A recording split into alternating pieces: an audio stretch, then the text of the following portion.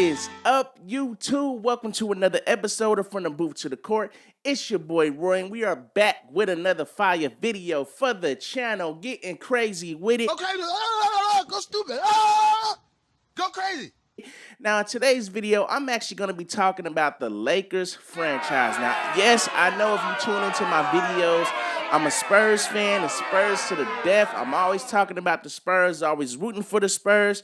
But in this video, I'm going to talk about the Lakers and what they actually possibly could be doing going forward this summer with coaching decisions as far as who will be the head coach. Now, the Lakers have actually announced that they definitely are not continuing on with Luke Walton. I mean, hell, Luke Walton is basically taking other job, interviews from places like the Sacramento Kings. So it's been a few rumor coaching options that people have been projecting of potential people who could be actually going for that Lakers head coaching job. So I'm going to just talk about a few of them that has actually been in the media and also discuss some of the pros and some of the cons of what I think may assist them in actually getting or not getting the job. Okay. So the first coaching option that we got that actually is going to be talked about is Juwan Howard.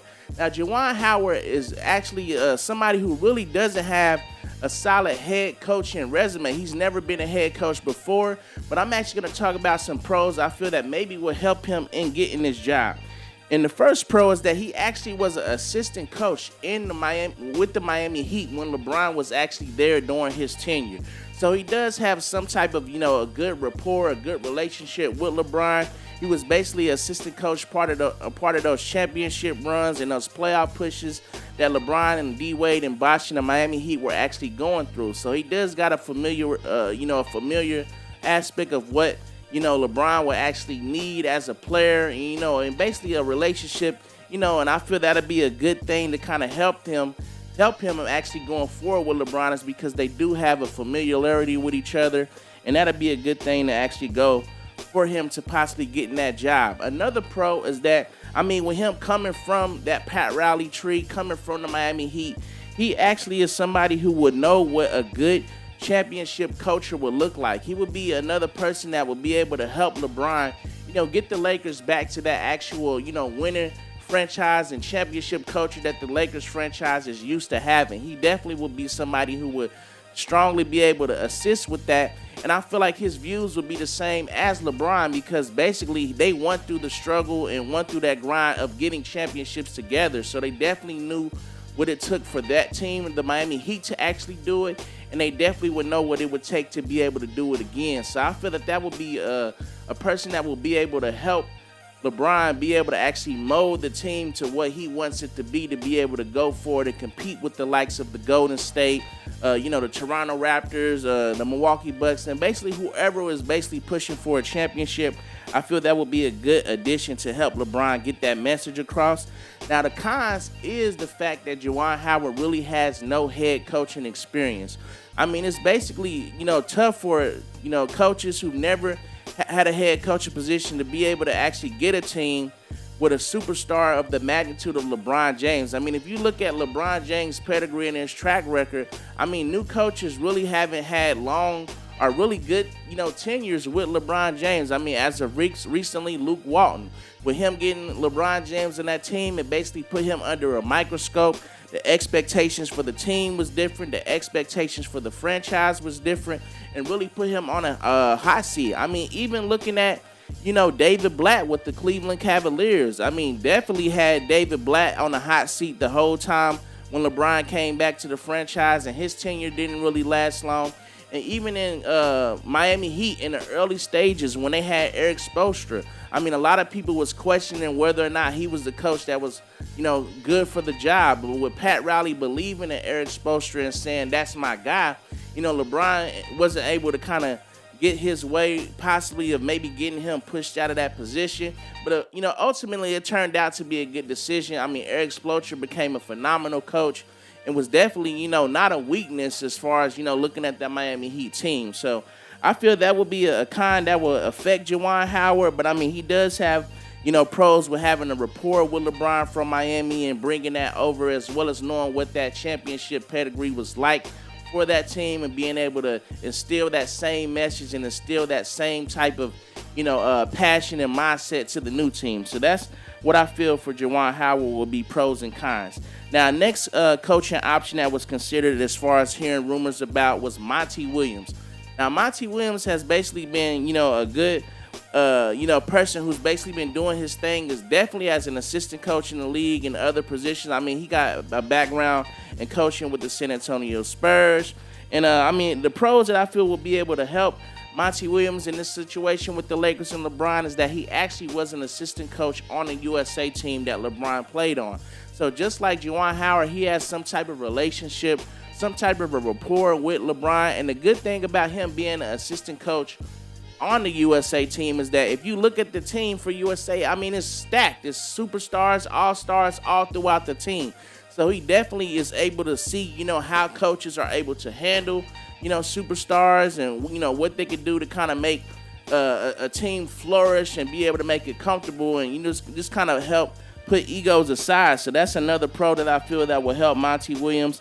And another pro that definitely will be a good step I think the Lakers will be interested about with having him is that he actually was the head coach of the New Orleans Pelicans. And with that, he has an actual relationship with Anthony Davis. Now, the Lakers have been pushing to try to get Anthony Davis on the squad, getting him on the team. And I feel this Monty Williams position will be able to help with that because that's somebody that Anthony Davis will be familiar with. He had Monty Williams as a head coach before, so he knows what will be expected of him from Monty. They still got a good relationship. They definitely didn't end on bad terms from what I've heard through the media and what I've seen. So I feel that will be somebody that will be able to help lure Anthony Davis over to the Los Angeles Lakers and be able to work with LeBron to be able to actually make that offer to get him to consider joining that team. So that would be another pro that they have. Now, another con, or the con for actual Monty Williams was that he does have a poor head coaching resume. He's been with a lot of successful franchises as an assistant coach, but as far as his resume as a head coach, for example, even with the Pelicans, it didn't really end off on a good note. So that would be a knock against him is because he doesn't really have a strong success rate as a head coach, but I think that he could be a good option for the Lakers to choose, especially if they were wanting to go for Anthony Davis. Now, another person I've been hearing about in the rumors for the position is Jason Kidd.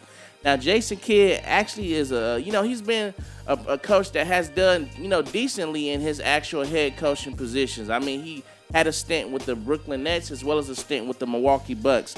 So, the pros that I feel will help Jason Kidd in possibly getting that job is that he has a long, 10-year relationship with LeBron James. He actually played with him as a teammate on the USA team, so he knows LeBron James' work ethic. LeBron James knows his work ethic.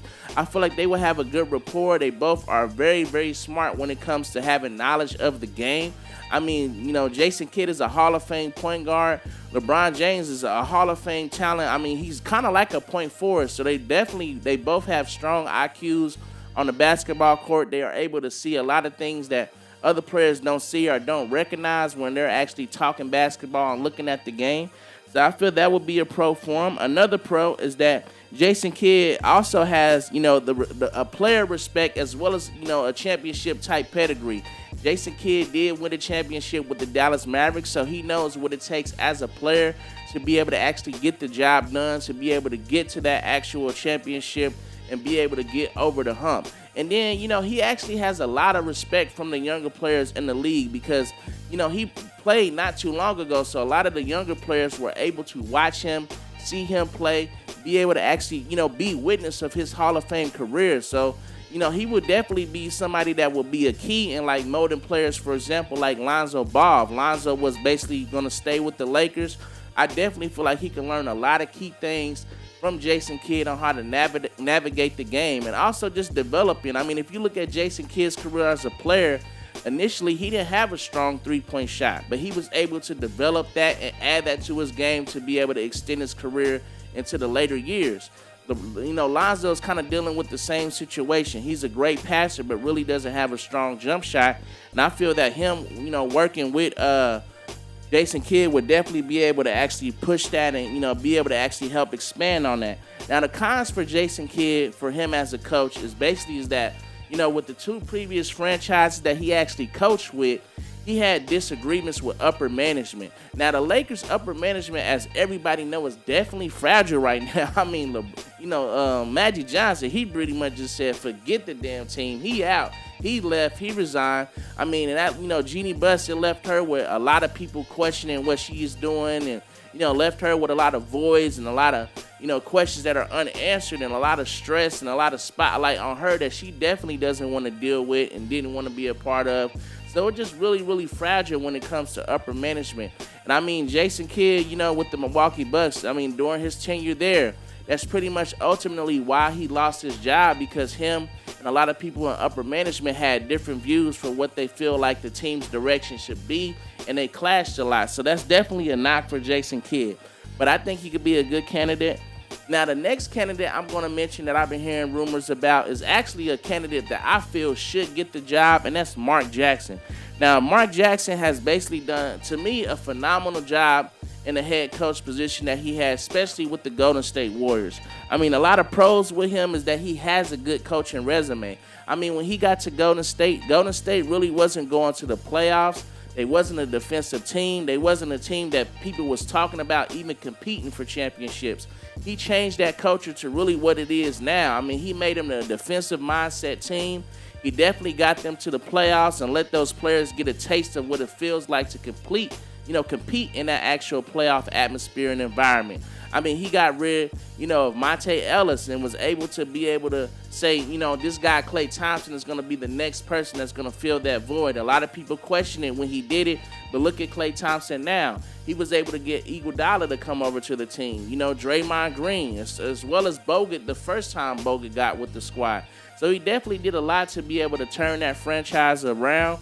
And I feel like, with him going to the Lakers, he would definitely be somebody who can assist LeBron and being able to not only, help turn the franchise around, but also be able to develop players. I feel like Mark Jackson is a good person when it comes to scouting, young talent and being able to develop them or seeing something in players that people may not see. Plus, with him being actually a coach of the Golden State Warriors, he kind of has an insight of, what Steph or Klay's weaknesses may be. So that'll be something that'll possibly help, LeBron and the Lakers if they're going to continue to have to battle with Golden State out west.